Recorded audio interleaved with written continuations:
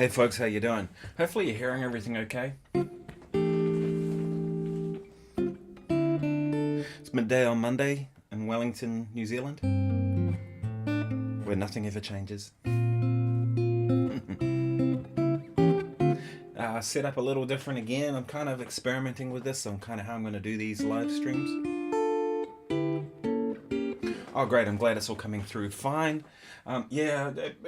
Sort of a little bit of a different setup than what I've done in the past. Usually I have the camera about here behind my computer, but this time I thought, I want to put it over there and see what that feels like. I quite like it with the guitars behind me and stuff like that a little bit. What do you think? Does it look alright? It looks so much better using my real camera too.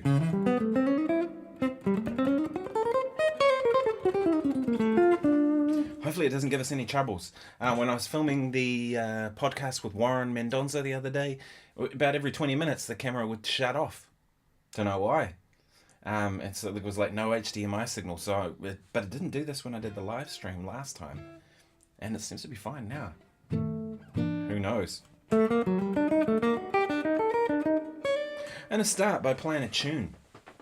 It's one of my favourite Pat Metheny tunes. A song called Question and Answer. People think it's called Questions and Answers, but it's not. It's just Question and Answer from the album of the same name with Roy Haynes and Dave Holland. Killer rhythm section. And I'll get to your question straight after this because I've already said I'm going to start. Hopefully the balance is all right. This is from Ritanico. No piano version.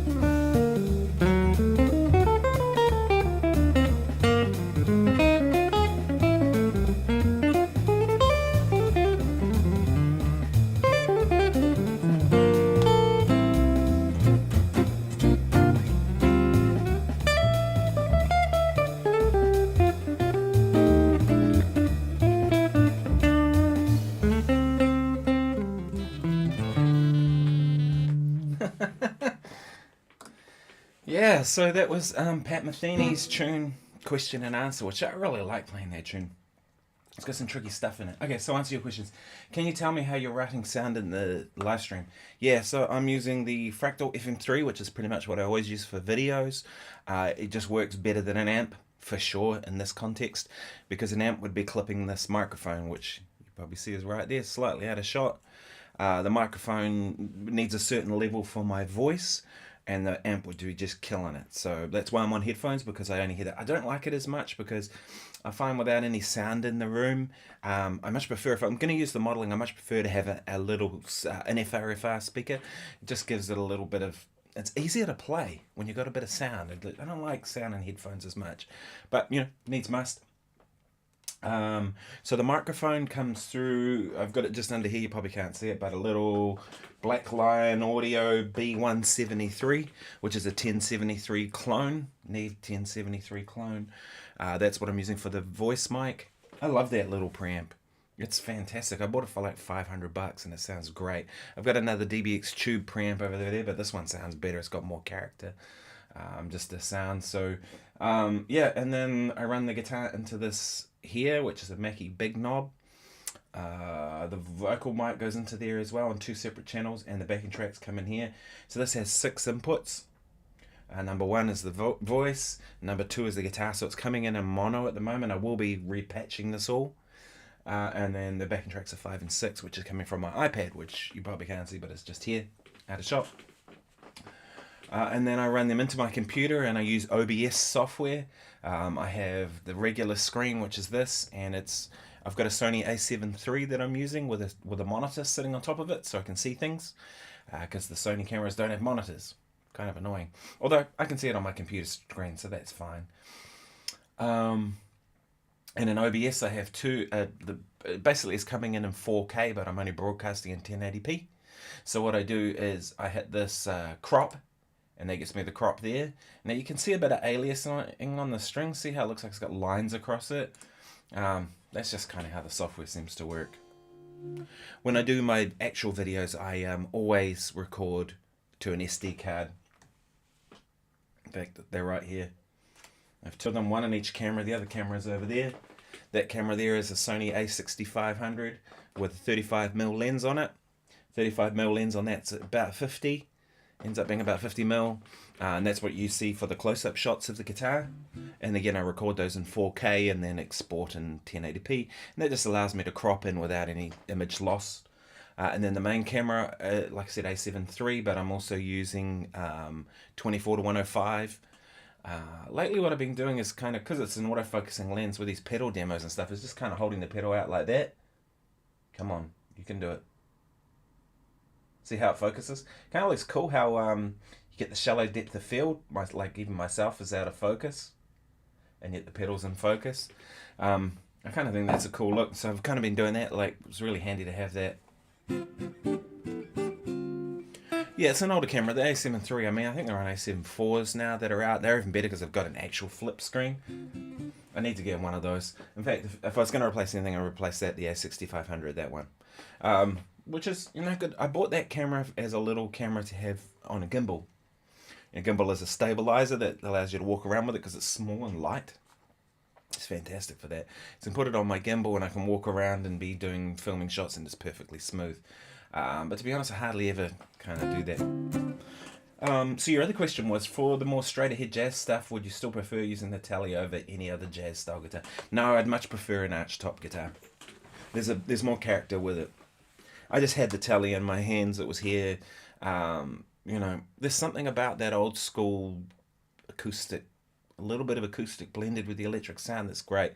I mean, probably ultimately my L4, which you would have seen if you saw that Autumn Leaves video, the one where I talked about how to learn tunes. In that I played my L4,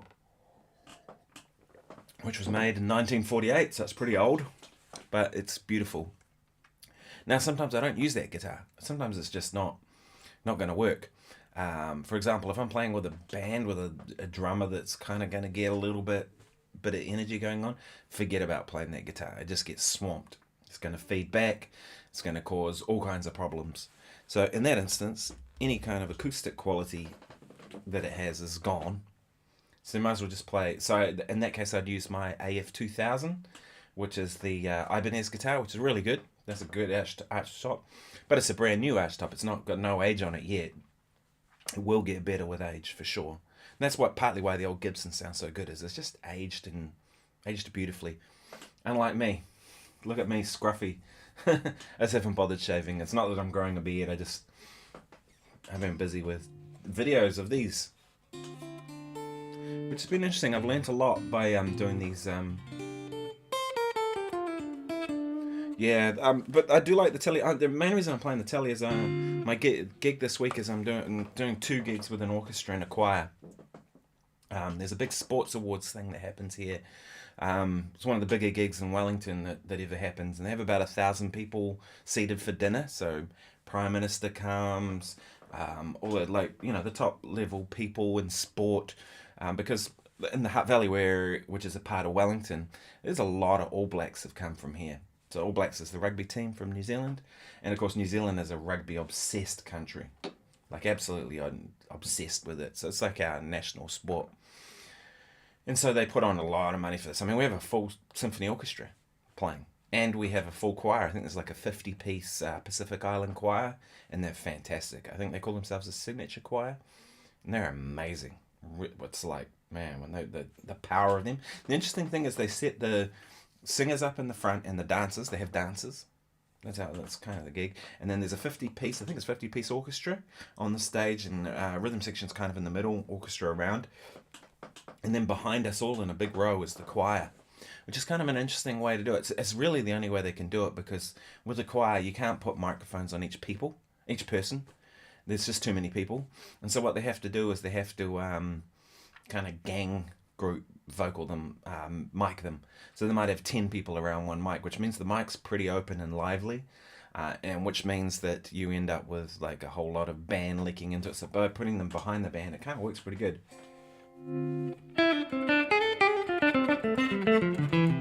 So yeah, and I'm going to play the telly for the most part, and probably my Les Paul actually. We're doing the chases that we do, which is when somebody gets an award, they've got to walk from the back of the room often to the front, because they give out hundreds of awards on the day, and we play these chases, which are just like little snippets of songs, and a heap of them are Prince songs. So I was like, well, that's the tally. And then we're doing a set of like we do a feature set in the middle, and then they do more awards. But the feature set in the middle is about half ABBA.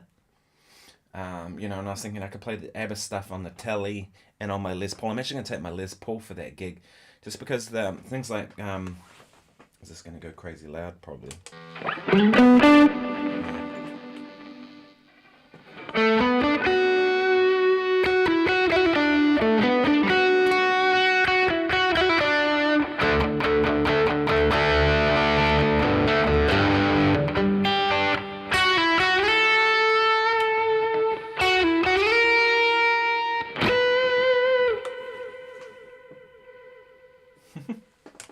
So for parts like that, I'll play the Les Paul, because that's kind of the sound, right?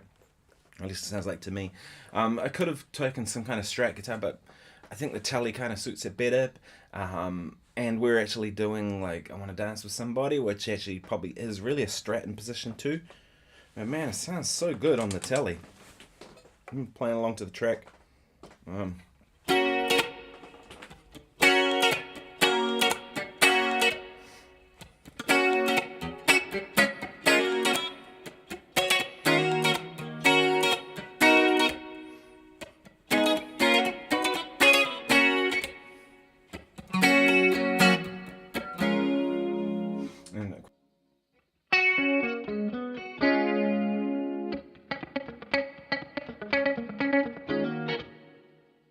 You can hear with the mic off, the mic is actually picking up quite a bit of the strings, which I quite like, especially on the archtop guitars.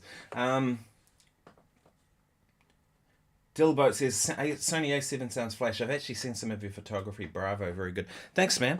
Yeah, I've hardly done any photography this year. I've sort of been caught up with other stuff. I've been putting a lot of effort into YouTube and doing this sort of stuff. And the schedule that I'm doing now, 2 videos a week plus a live stream, plus some shorts in between. That's a lot of stuff. I'm right now I'm kind of feeling it, right? I'm feeling pretty tired. So I'm actually thinking I might even skip the midweek video this week just because I need a break, especially with this sports awards gig on, because we have rehearsal on Tuesday, then we do a dress rehearsal on Wednesday. So those are 3-hour orchestra calls, and it's intense 3 hours. You know, you're reading. You know, you got to read all this music. You got to focus on the conductor. You got to, you know, there's so many things you can't always hear that well. We're on in-ear monitors, which I hate. You know, I'm taking an amp anyway because I want to be able to do that. I want to be able to take one ear off and kind of do that. So I'm going to take my Bassman and my pedal board, and then the Tele and the Les Paul. And then Thursday we do the Sports Awards, which is about a 3-hour event, I think. And then Friday we do what they call Symphony in the Heart, which is a free concert. If you live in Wellington, come to the concert. There's hardly ever like free orchestra gigs. This one's a free orchestra gig. Anyone can come. Bring the kids. I'm going to play like much of the same music on the exact same stage with the same massive lighting rig. Like the lighting rig stretches, LED screen stretches the whole width of the venue. And the venue's, by the way, is 4 basketball courts. That's how big it is, right? It's absolutely massive. 4 indoor basketball courts make up this massive big room. Like I said, they seat 1,000 people for dinner. You know what I mean? It's huge.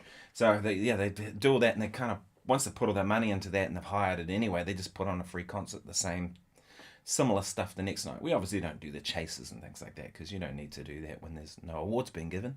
But yeah, so we do that. So so I've kind of been caught up with other stuff rather than photography. Also, too, my cameras are kind of tied up with this, like it's all set up. I'd have to de-rig it to take it out and take some photos. So just haven't really had kind of the energy to do it. But you know, I enjoy taking photography. For me, it's doing photography. To me, it's another thing, another creative aspect. Funny how I do all the creative aspects that make no money.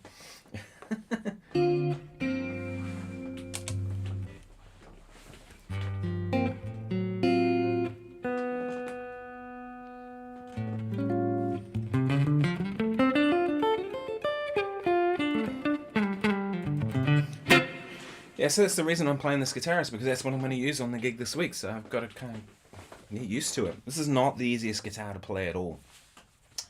So your question here was, do you find you have to make adjustments to your technique in any way with the Tele versus all other archtop guitars? Not really. I try not to, but I probably do end up doing stuff differently. Because the thing with the Tele that people don't really talk about this stuff. So let's get into it.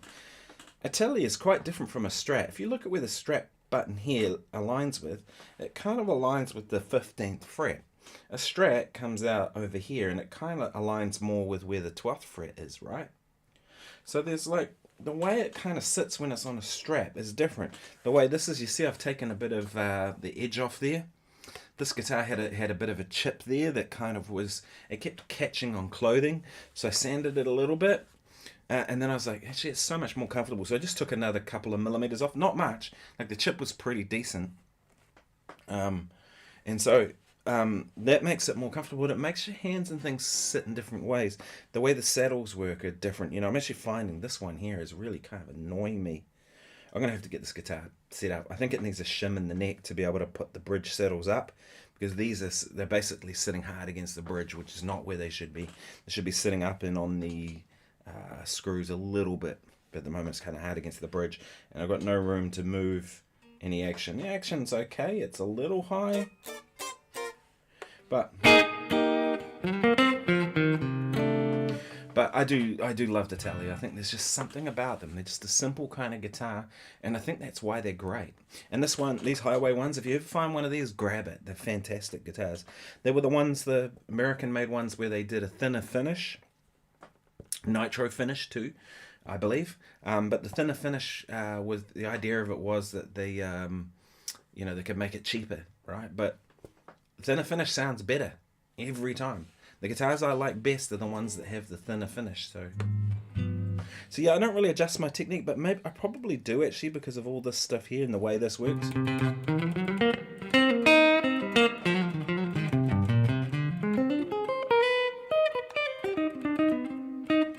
Yeah, I don't know that I really adjust my technique. I think I kind of play the same.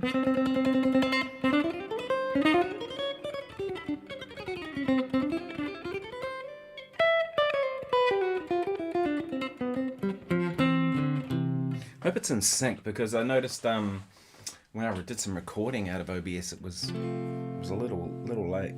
But what I will do is bring the tone control back if I'm playing jazz stuff. In fact, why don't I play another Pat Metheny tune? Why don't I play Bright Size Life? Any questions? I really like Bright Size Life. That's one of my favourite Metheny tunes. Let's find it. One thing I like about this setup is you have 3 buttons for each channel. You just hit the button and that like turns that channel off. And that's fantastic because you can just be, have it right there.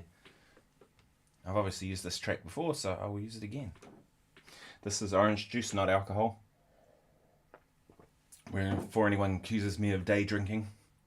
No, there's anything wrong with that, but, because I'm in company, I'm not by myself, right? Alright, let's see if I can catch this intro, because I don't think there's a count on this one, if I remember right. 1, 2, 3, 4. There is.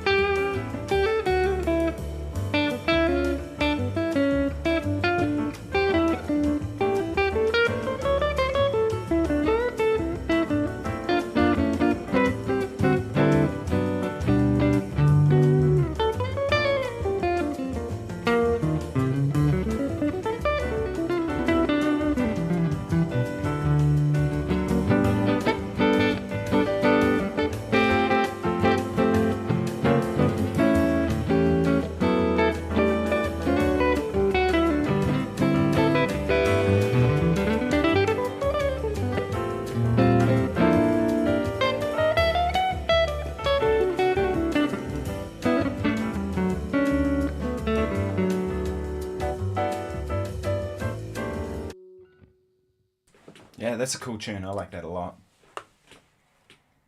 Hopefully you're hearing everything okay. I assume you are. Because it was before, so thank you for the feedback about that.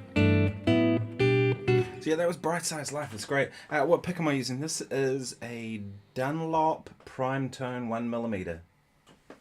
Hopefully you can see that. It's not my favourite pick at all. I've been going on a quest for a while with picks. Normally this is what I use, not what I've always used, and probably what I'll continue to. But what I noticed this morning was I was doing some practice upstairs for just a minute to try and get warmed up before I played. And I used one of these, not this exact pick.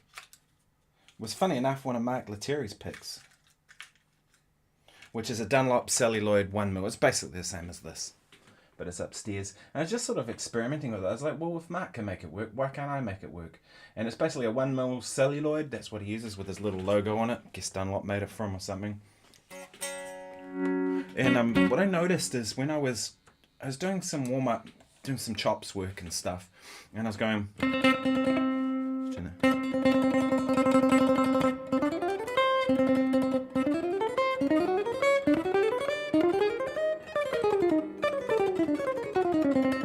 And I was trying to identify like what angle feels the most comfortable to do that. Sorry about that. So what you do is you kind of work at playing a note and you tremolo picking it to find where you can play it fastest, and then you play a scale straight afterwards, like in a burst on the same angle. And I was like, it felt like I was tripping up on the pick of on the tip of the pick. So I swapped over to. Not only is it sound warmer, which isn't always a good thing, but could be.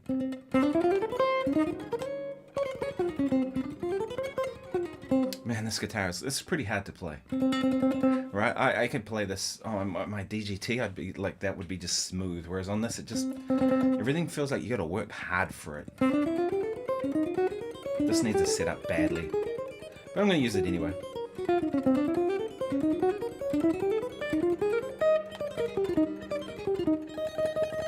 You hear the kind of the way it's gliding over the string. But what I find with these picks, and same with Mark's one that's upstairs, if you can see that, is that they're kind of slippery.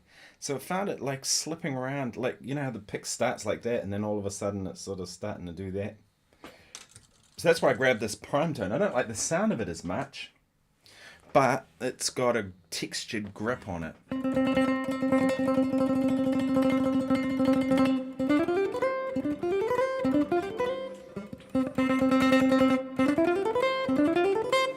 Yeah, I'll show you what I mean. Thumping guitars around, rough as guts.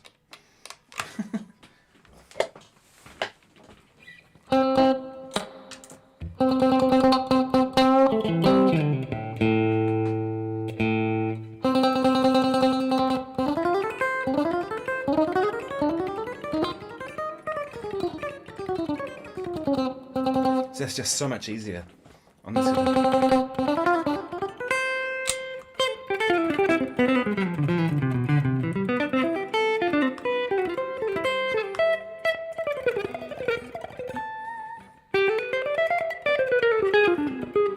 But see, that kind of, I definitely have less chops with that sort of pick.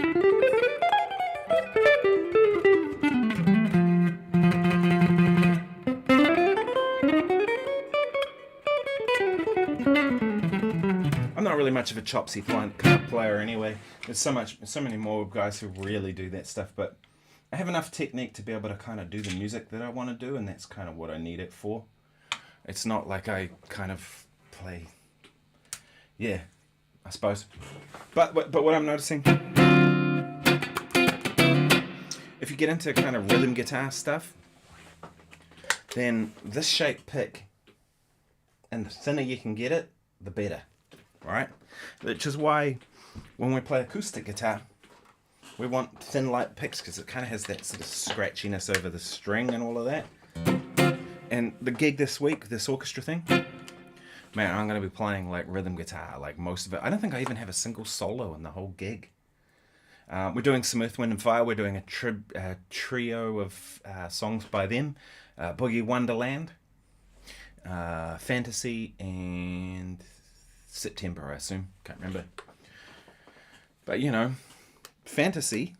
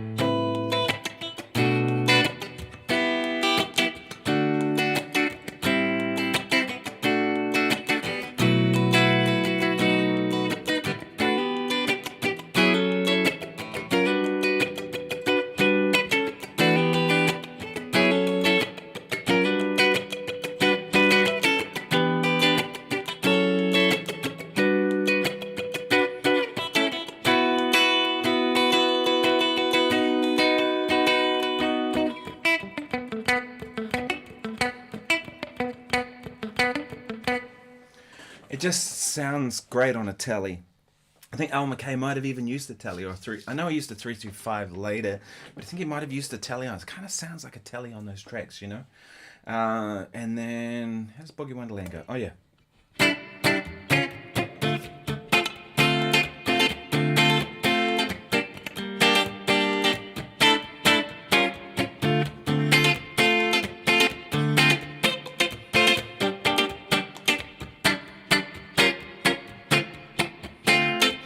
It's basically that sort of thing for the whole song, right?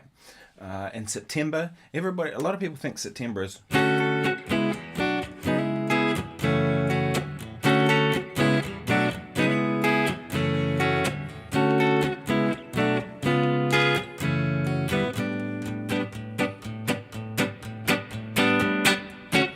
Right, but it's not. Like, if you check out the guitar part, let me pull it up, because I know I've got it here, just so I know I'm actually showing you the right thing.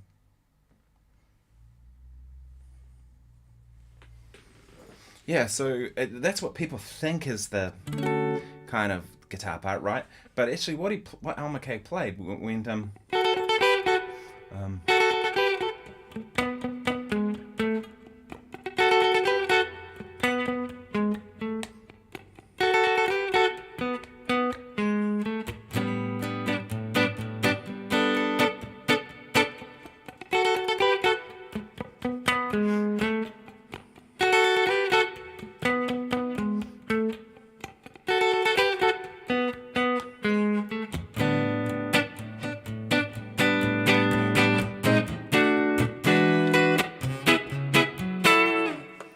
yeah, and there's charts for all this stuff. I don't know if I can show you that. Maybe I can.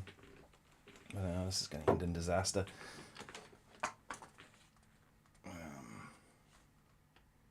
Yeah, can't really do that. It's all plugged in, unfortunately.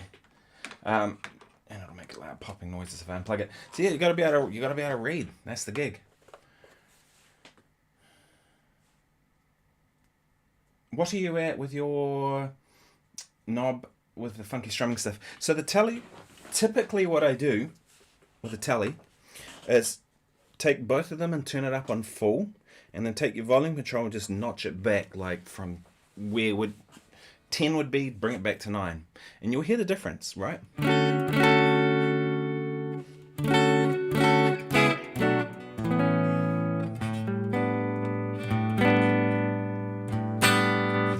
It does lose a touch of volume, but it really just takes that pingy top end off. Do you know what I mean? That's kind of what I'll do. But even that is subject to change, right? So what I'll do one time, I'll do completely different the next, because to me it's like I'm making an assessment based on what I hear and what's happening in the moment. And I might get into one room that's like I played a gig, when was it? Friday night, just being with this Western swing guy, American guy, Don. And on that gig, the room was really dry and really warm sounding. And I played the telly for various reasons. But so I had to I just left it up on full on that gig because it kind of needed it. And I rode the volume when I wanted to play rhythm parts, and then kind of turned it up for lead parts. But when I went up for the lead parts, I left it up on full because it needed that brightness for the cut in that room. I used my little deluxe with the new speaker in it, and it was fantastic. That speaker's going to stay in there now. It really does sound so much better. So much better. And so, yeah, and I think that speaker's not even broken in yet. So I think that the kind of little bit of harshness that a couple of people said they heard in the sound, that's going to go away. And also, too, it's got to get used to the cabinet and everything kind of working together. So, but clean tone, to die for. I was very happy. Yeah, it was the Jensen. The Jensen's so much better in that amp. It definitely... Hey, Aaron, how you doing? Yeah, the Jensen just doesn't... The thing with that Eminence is it just had a whole lot of mid-range in it, which actually is a good sound. I got to say, when I was doing the comparison, I think I preferred the Eminence when you dime the amp out and you get it to distort, because it has more mid-range, which makes it a little bit more just thicker, I guess, in terms of like a rhythm, crunchy kind of tone. But that's typically not how I use the Deluxe. I don't tend to crank it. Same with my Bassman. You know, they've got a sound when they're cranked, but really for me, those are clean amps. I run them at the edge of breakup. So the Deluxe, I had it on 4, which, you know, anywhere between 3 and 4, it's starting to break up with a telly. You know, and that's pretty much what I do with the Bassman too. So that's why I have the 2 of them, right? Because for small venue, this gig with the Western Swing guy was bass. He was playing guitar, and I was playing guitar, and then another vocalist. No drums. So then you don't have to worry about the volume, right? You don't need the volume. This orchestra gig, orchestras are loud. It's a funny thing, like, people think rock bands are loud, they're kind of got a reputation for being loud. No, the orchestras are the loudest of the lot. Of any gigs I do, they're the loudest. Those when you've got that sheer number of people, it's like, when you get 2 or 3 people talking in a room, it's not too bad. You get 50 people in a small room talking, and it's like the sound amplifies and blends together and bounces off walls. And so I find with the orchestras, every time I play with them, I go in and I put my amp on about 3, which is kind of where I think it'll be in terms of level. I feel really loud before we start, play a few chords, and I'm like, oh, it feels loud. And then as soon as we start, the volume goes from 3 straight to 4 every time, because it's always louder than I anticipate. So, and the thing I found with using the deluxe with the orchestra is it's just not loud enough. I'll get started, and all of a sudden I'll need more volume. The conductor will be saying, give me more, like crank it up for the solos or whatever.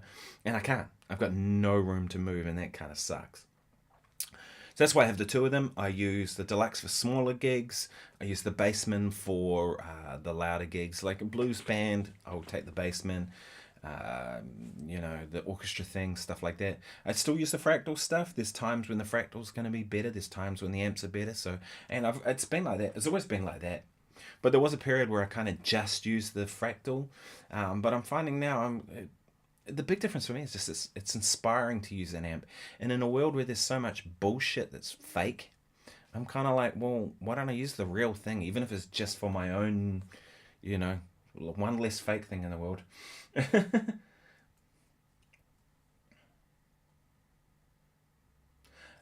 Aaron says, I love the sound of Dan. Dan Steinhardt. I know Dan. That pedal shows Lazy J20. He's got some special speaker in there. Not sure what it is. I'm not sure what it is either. What those Lazy J's come with. They're awesome little amps. They're basically a Tweed Deluxe, right? Same as my one. Made by a different company, but so many people have made those 5E3 circuits now, and they're really great. They're quite a mid-range heavy circuit anyway. Tweed generally is, and that's why I find that certain speaker that you have,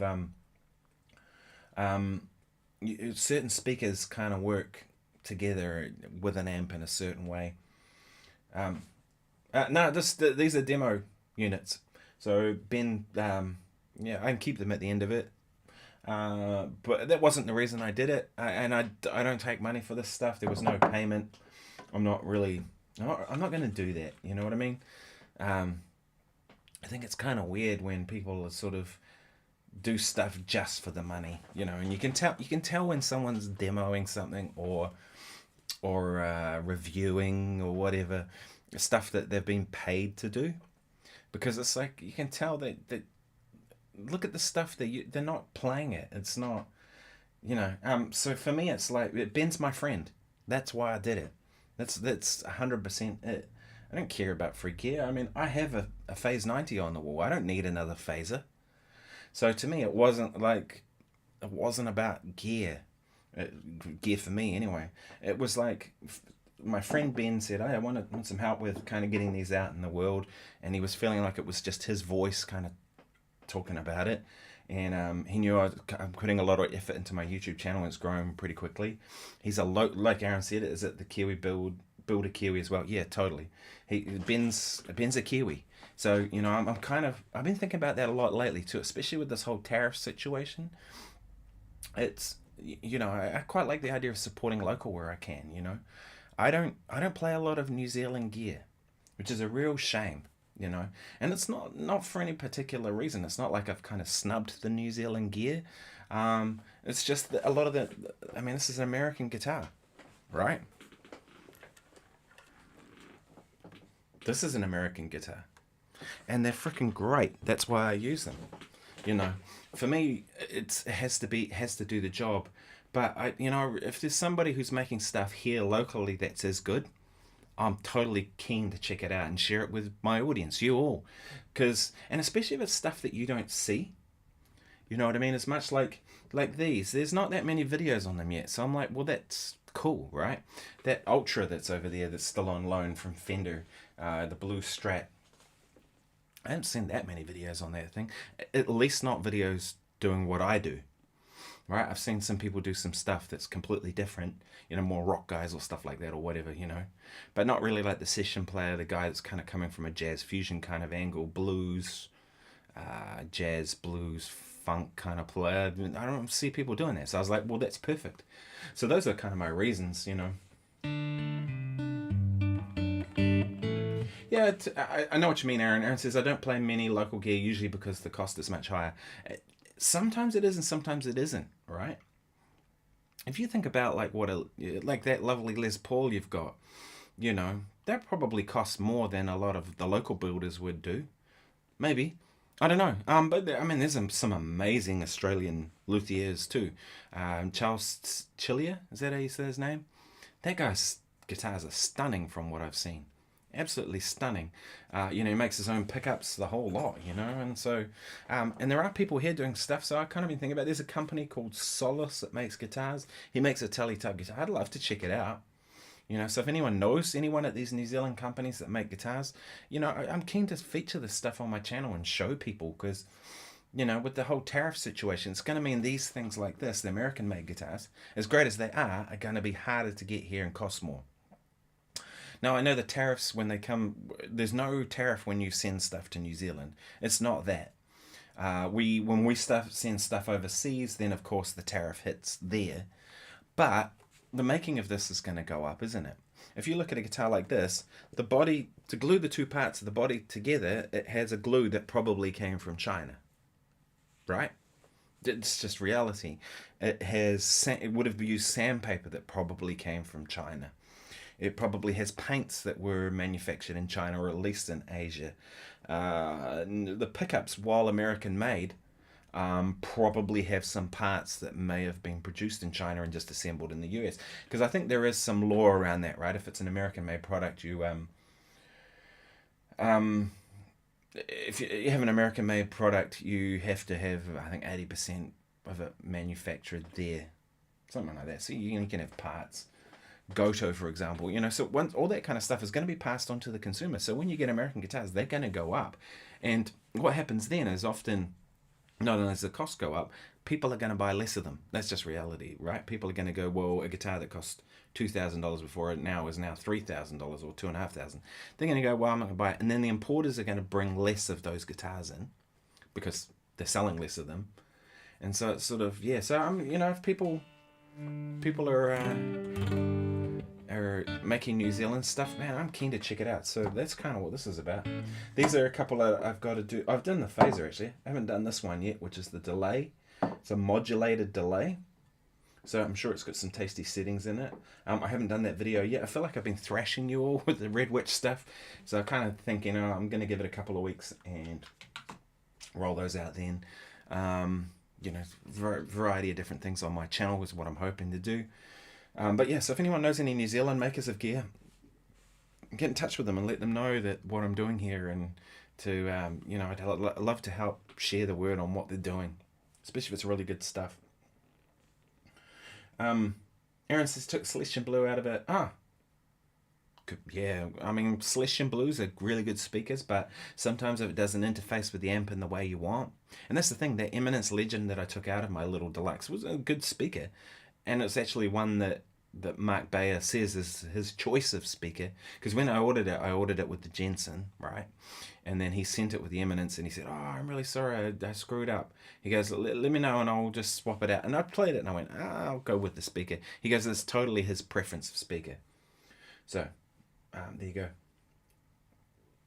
Hey Nick, can you share Aaron's music? We'd love to check it out. I don't know where you can get Aaron's stuff from. And probably go on his Instagram. Aaron will, maybe Aaron can provide a link in the chat and you can go onto his Instagram. It's probably the easiest way. He's posts some solos and stuff like that. He's really playing good. Aaron's taken some lessons with me, which has been great. Wants to expand on his knowledge, especially because he's coming from a blues kind of background.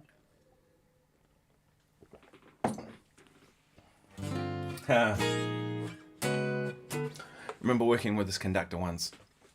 He is a real arrogant prick. And he turned up to my gig the night before. We were playing in a little cafe, and he turned up, and this conductor, and he walked in with some lady friend of his, and he was very snobby. And he walked in and he saw us setting up to play. He says to us for a lady friend, "Oh, let's leave before the noise starts, darling." Something else. And I was like, okay. So he did. He walked out, you know, and it was like, oh, fuck you. So anyway, next day I turn up to play with the orchestra, and he sees me walk in and set up my gear, and I could see his face kind of go, should realize what, you know.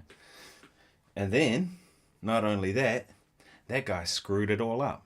He hadn't looked at the music. I think he thought, oh, it's going to be, you know, kind of popular music of some sort of jazz or something, where it's just, he could probably just turn up and sight read the score. Nope. There were 5/4 bars that he was still conducting, and 4/4 and all kinds of stuff, and he screwed stuff. And he tried to have a little dig at me. At one point, he stopped the orchestra and he said, "Guitarist, can you please try and keep up?" And I looked at him and I went, yeah. What an egg. I've seen that before with a few conductors, you know, where they, and I get it, you know, there's an arrogance that comes at sort of like, I'm the boss, you know. Are you? They think they are, some of them. I've also seen conductors where the orchestra has completely ignored them. Just ignored them and played. You know, then the orchestra is not even looking at the conductor. If they don't respect you, they will just switch off to everything you say or do. And so I've seen that too. So the conductor thinks they're the boss. Are you? Maybe. Maybe not. They get paid the top dollar, you know. And if you work with a really good conductor, like the conductor of the Sports Awards thing we're doing this week, Brent Stewart, that guy's awesome. I love working with Brent. There's never an issue. He totally has the right intention about the music. He doesn't look down on pop music, which is what we're doing on this gig. He still values that the same as he values classical music, as far as I can tell. And I think that's fantastic. Or at least, you know, he gets it is what it is, you know what I mean? Like the rest of it. Oh, look, how do you keep, a question here, how do you keep going after such an incident? You've got to have a thick skin in this industry. Do you know what I mean? It's sort of, I've had people tell me to my face that they hate what I played. You know, I've been in the studio, I'll play something and they go, "Man, that just sucks." And you go, "Oh, okay." And then you play something completely different and they're like, "Yeah, that's it." And then you go, that's why I much prefer doing sessions when we're all in the room together, because you can read people's energy. Now, some people are pretty blunt like that, and that's fine, you know. I don't take it personally like I could. You know, and would it be better? Are there better ways for them to handle that? Of course. But, you know, the people are people, and they say and do things, and that nobody's perfect, and nobody means to be mean-spirited or whatever. But you just got to have thick skin, and you got to go, well, it's just, maybe it's not the right part. So you take a different tact, and then, but like for me, it's like I'm reading their energy. Like, where am I going with this? If I feel like I'm going down the wrong road, it's not me personally. It's just that it's down the wrong road. So I re-steer it in another direction. Sometimes too, I'll just pick up a different guitar. So if I'm playing the Tele and they're not digging it, and I can tell, straight to the Paul Reed Smith or the Les Paul or something else, just a different flavor. Sometimes it can be all it needs. Sometimes it could just be it's the wrong part. Sometimes, most of the time when I'm doing stuff like that, people don't know what they want. They don't. The amount of times I remember doing a session for someone. It was a TV program, and this guy had done a heap of TV, and he said to me, "I want some, like a Jeff Beck thing." And man, I pulled out all the Jeff Beck stops. Everything I could think of that was like a Jeff Beck type thing. That wasn't what he wanted at all. What he wanted, what I ended up doing on the show, was I went,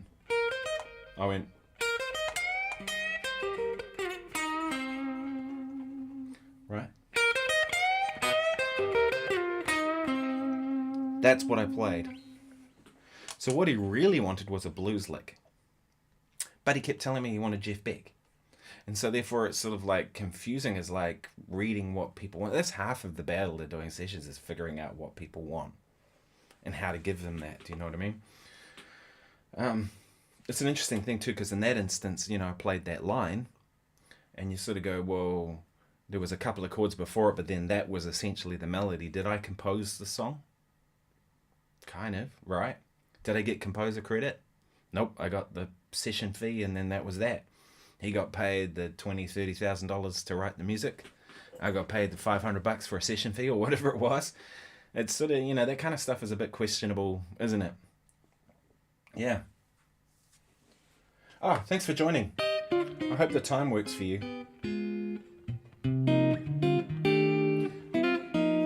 it's one of those things that, you know, for me, the best time for this is Monday lunchtime. So I got 12 o'clock in New Zealand time, which I think in places like LA it's 4 o'clock. New York, I think it's 7. But it's lunchtime here, so people on their lunch break can watch. It's sort of what I try and aim for. Australia would be morning.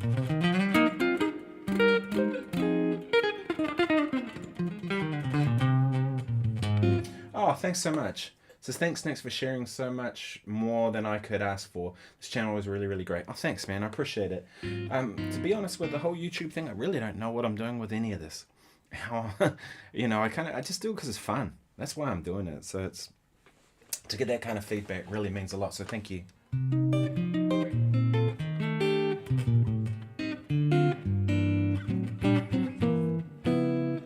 And, you know, I just try and be honest about stuff. You know, if I give my opinion about something, it's only my opinion and people can disagree.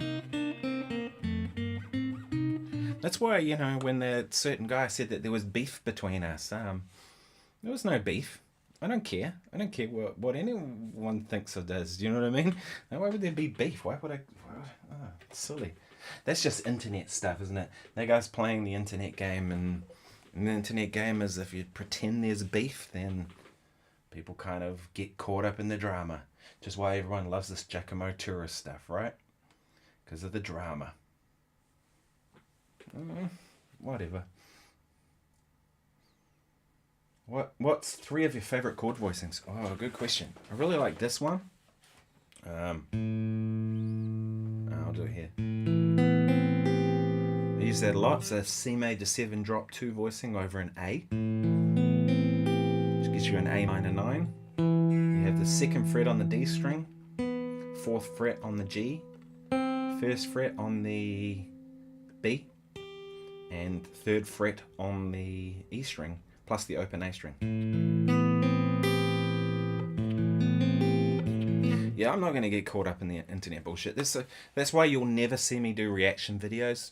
I get that people like it. It's just, it feels fake to me. It's just like lame. I don't know. I can't do that. You'll never see me do a cutout where people put the white kind of framing around you, because that's become a trend, and it's like, no. I mean, even the work I'm putting onto the thumbnails now, I get you have to do it, but I'd rather it was just simple. So that's one I use a lot. Right? Of course it works well as a major 7 voicing as well. But over the minor is cool. Here's one that I found the other day that I stole from Tom Bukovac. Really cool voicing for a C13 that I'd never thought of.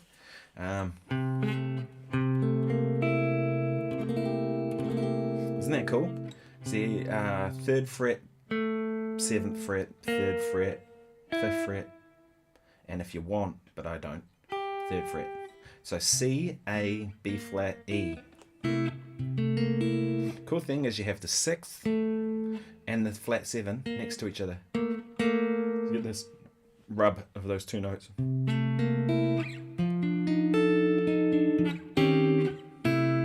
So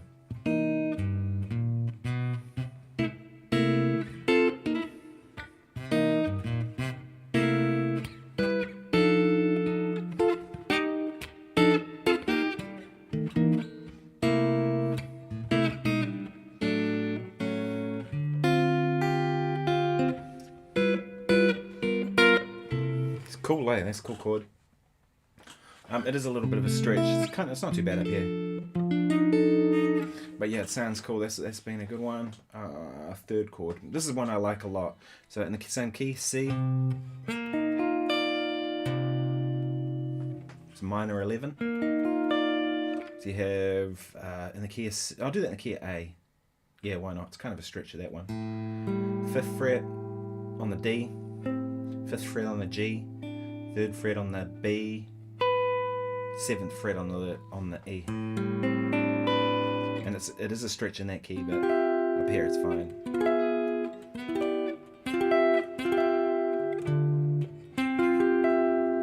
I got that from Bob Mintzer, actually. I did a tour with Bob Mintzer, saxophone player, legend, and we after the tour I asked him if I could have a look at his scores, because it was a big band tour, we were playing big band music, and he gave me a bunch of his scores, and I kind of studied them, and because he's a great arranger, one of my favorites, and I kind of realized that was a voicing he was using a lot for minor chords, was that particular set of notes.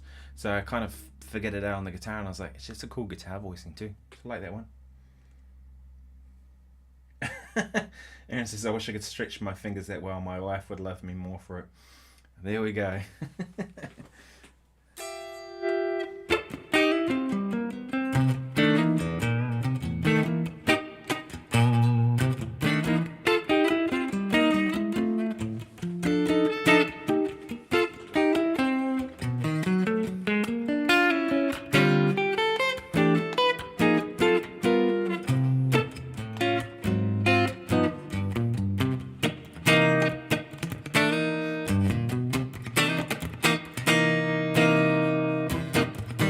Get that sound right.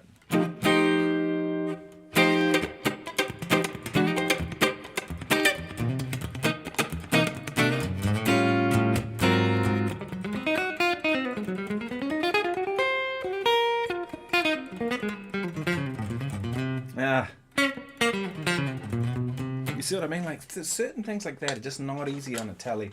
Maybe I just shouldn't play them when I play that guitar. It needs to set up to make it play better. That's for sure. Well, I've got no sound. Have I broken it? Oh, turn the volume pedal down.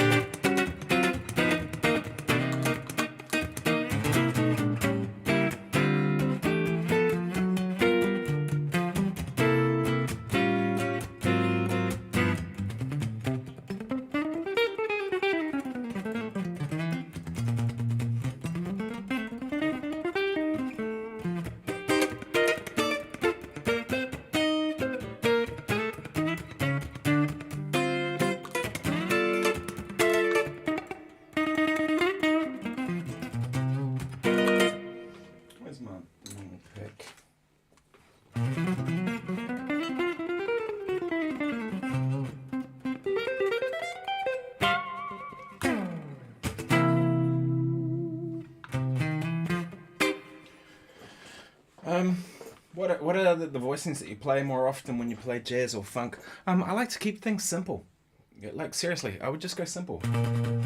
So something like that, just play shell voicing. Start there.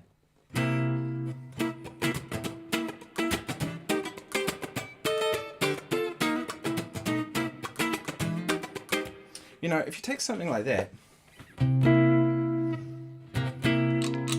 yeah, really simple. Let's go C7 to F.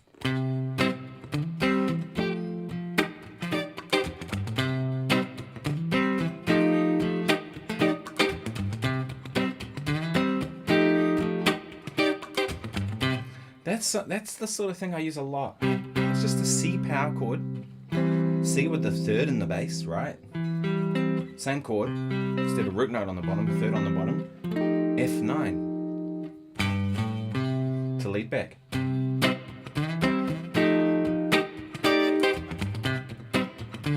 And there I just went to the 13.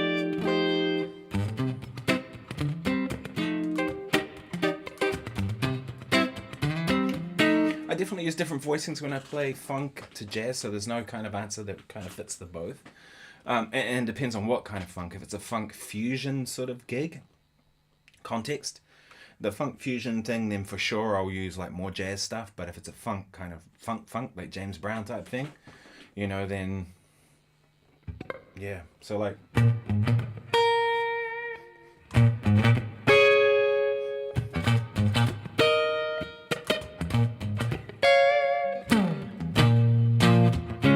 The tunes we're playing this week.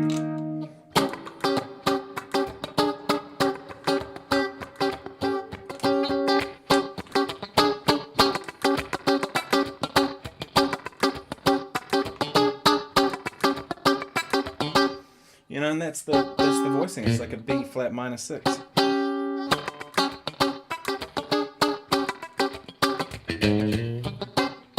know.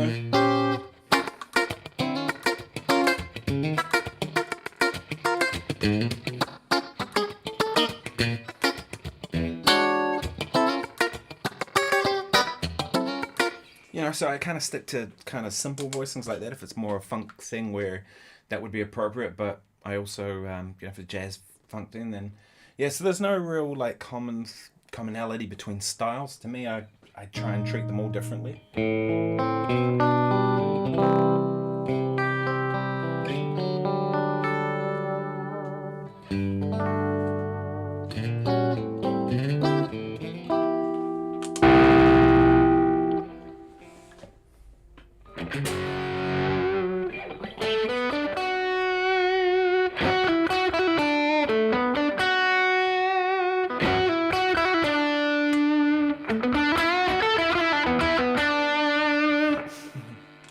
That's gonna be the gig.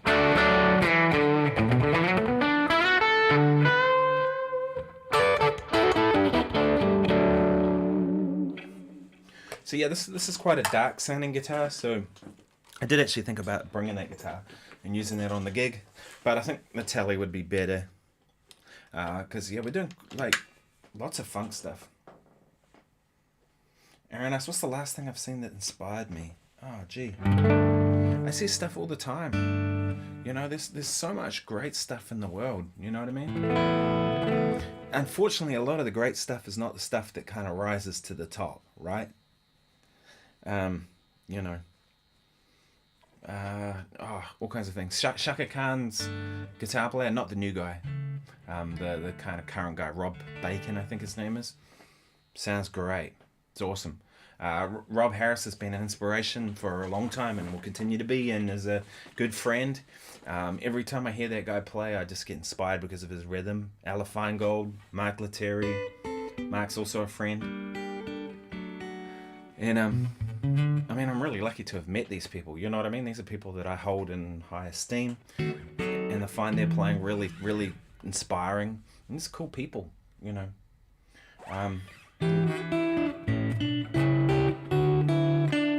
No, you sound great, Aaron. I like hearing your Instagram videos that you do and stuff, man. You're going great, and what I'm noticing with your playing is you're developing.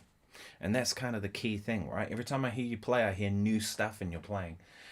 I don't hear that with a lot of players, even great players. I hear some great players that I don't hear developing. They're kind of stagnant. You know, they sound good, but they're kind of stagnant good. Whereas with you, every time I hear you play, I hear new stuff out of your playing. And that's what I'm about. Like, I'm trying to get better. I'm a constant student at this.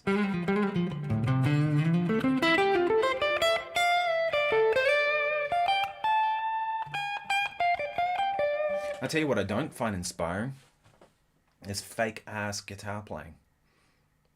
Right? Anyone, you know, I mean, a lot of people calling out Giacomo, but man, there's a heap of other people, and you know who you are. You're faking your shit online, and it's dumb. It just leaves me cold when I hear that sort of playing. Right? People, you know, they've edited every note and quantized it to try and make it look a certain way and sound a certain way. You know. I've heard a few people kind of justifying it lately too, and I'm like, no. You know, to me that just leaves me cold. Like, the thing with music is I'd rather hear someone playing real music and falling on their ass a little bit than hear someone kind of perfectly executing stuff that I know they didn't play. You can tell, right? When I first heard Giacomo, I could tell straight away that boy was not playing that. Right? And then you go and listen to Jimmy Page, and you hear a guy that's kind of struggling with technique and who kind of is a raw energy. He's kind of like fighting the guitar. Damn, it's good though. Do you know what I mean? Like, that to me, that's inspiring. Whether you like that music or not is kind of irrelevant, because it's inspiring to hear somebody kind of putting the things that really matter in music, which is emotion, right? Like, that's what really... Yeah, that's what really gets.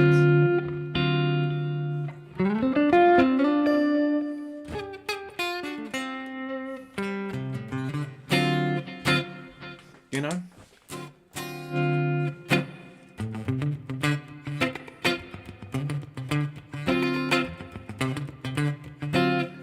Yeah, but there was, yeah, I know what you mean. Jimmy Page's biggest struggle was timing. Yeah, he did have a kind of a loosey-goosey way of playing sometimes, but he could also play kind of, I think that's because he was kind of going for something, right? It was like an aggressive kind of energy and things. But he could also sort of, that kind of had a charm about it too, you know what I mean? Had it been more precise, it wouldn't have had the same kind of rawness about it, right? I've heard people try and play Jimmy Page stuff and kind of clean up all that stuff, and it just doesn't, It's, to me, it's perfection is not what it's about. That's why AI sucks, right? For music. Have you guys heard any of this AI music that's around? It sucks. I hear it and I go, this is shit. Like, why would anyone spend their valuable time listening to this? Because it's not music. It lacks the thing that makes music, which is human experience and emotion. And it's like, yeah, so to me, it's like I hear Jimmy Page play and I'm just like, it kills me. And then when I heard Giacomo Tura play, and maybe I was being a hater, but the first time I heard that guy play, I was like, this sucks. It actually sucks. It sounds like shitty music. It sounds like a MIDI file. And I kind of laughed. Someone called him MIDI Vanilli. It's kind of accurate when you think about MIDI, right? Because all this stuff is MIDI programmed. It sounds like it. But then Vanilli, as in Milli Vanilli, who faked everything, But, Milli Vanilli, those guys, I believe, actually sang their tracks. So they could do the thing that they were faking. What I'm seeing now is people playing things, showing things that they can't actually do. Yeah, I've never mimed anything on here. I don't edit my stuff. Maybe like, in terms of editing, what I do is I take I edit the video part. Once the audio is put to the video, I'll kind of cut things around and move it around to make sense. But I don't go in and fix notes or move things to fix timing or any of that kind of stuff. It just leave it be with what it is. And if I didn't get it right, then I'd play it again. And if you guys saw how little effort I put into stuff, you'd probably be like, damn bro, do another take. But the thing is, like, it has to be fast for me because I just don't have the time to kind of do 10 takes. So it's like one take. Sometimes I'll do occasionally I do a second take if I like really bummed it up, or say like just then there was a truck that went past and I can hear it in the microphone. Okay, I'll do another take. Or maybe I had this microphone too loud and it was distorting and I'm like, damn, I played a good take, but it's technically ruined. So I'll go, okay, I'll go and do another one. But generally it's first take and I just put it out there and it is what it is. And some people will say, well, to a fault that it could have been better. Probably. But who cares, right? I'm not putting out an album. If it was putting out an album, then it would be a different story. But yeah, it's not perfect. So to me, it's like, when a lot of the music I listened to was kind of pre-Pro Tools. Really, to be honest. Like Wes Montgomery, I listen to Wes Montgomery and he just kills me. I listen to a lot of like soul, R&B, funk music. That's probably what I listen to more than anything, with singers. I listen to a lot of Shaka Khan, Aretha Franklin, James Brown. Who else is there that I listen to? Al Green. This is the era of music where people had chord changes,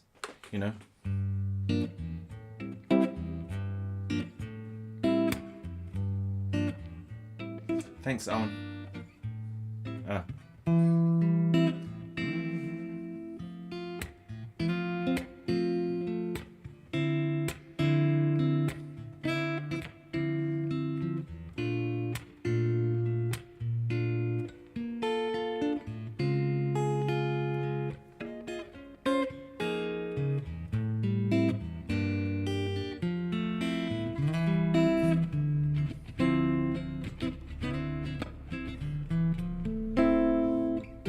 You know what I mean? Let's stay together,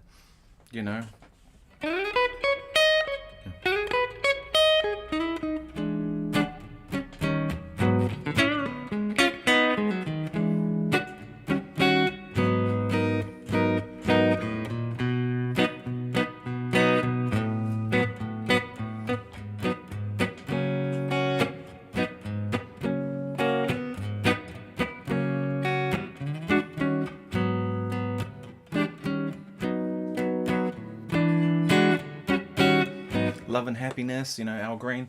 Like that's the sort of music to me that gets me, is when people can really sing, and you know the music has great harmony and groove. Bill Withers, you know, that's the sort of music that I want to listen to. Right, and there are people doing good stuff now. I've definitely heard it. A lot of it doesn't rise to the top, and that's fine. I don't really care about that. I'd love it if like the most popular music was the stuff that was the good stuff, but you know, in terms of like being real music, but you know, where people actually sing live. But hey, yeah. Anyway, I'm gonna have to go in a minute, folks. Any quick questions before I split? I keep these to about an hour, and we've been an hour 15, so which is all good. It's been fun to chat with you all and play some music.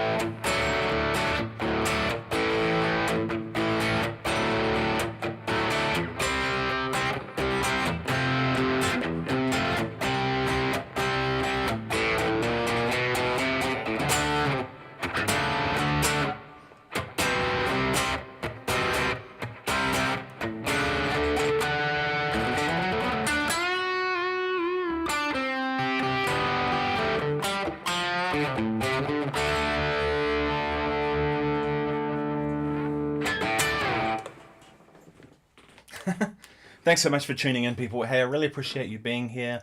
If you haven't liked and subscribed, please do, because all that stuff really helps. So if you ever see my videos, just hit like, even if you don't even watch the video. It really does help, because it tells the YouTube algorithm, I believe, nobody really knows what the algorithm does, but people say that that tells the algorithm to go, oh, this is a good video. You know, and it's that kind of stuff helps it grow. And if this grows, then I can continue to do it, because that's kind of a big part of it, right? It's a struggle doing this. It's hard work. So yes, if you can like and subscribe, that really helps. Otherwise, I will see you in the next video. Cheers.